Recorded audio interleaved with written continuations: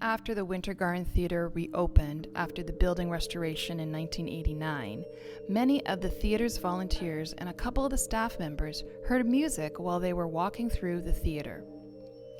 They could hear what they thought was a trombone or a trumpet.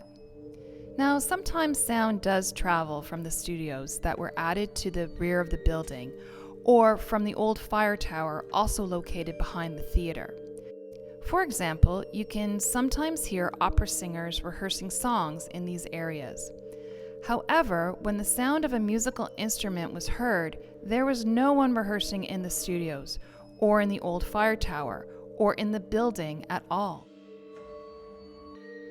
Other odd things started to happen in the theater.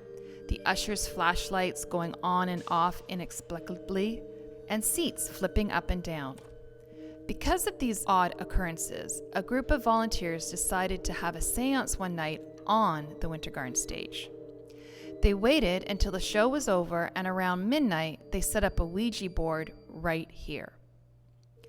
The group asked the board if anyone was there, and the planchette moved to 3 letters, Y-E-S, yes. When they asked if the person was a musician, the Ouija board answered again with Y-E-S, yes.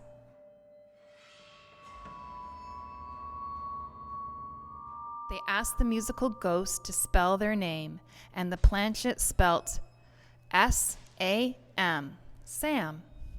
Through the Ouija, Sam explained that he had been a trombone player in a 1918 vaudeville production at the Winter Garden.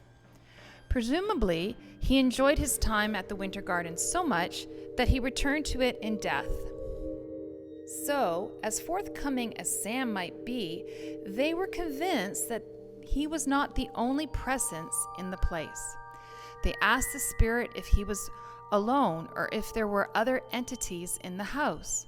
The planchette moved, Y-E-S, yes. So there were others. When the group asked if they could speak to them, the planchette rushed to a resounding N-O, no. I guess Sam doesn't want to share the limelight.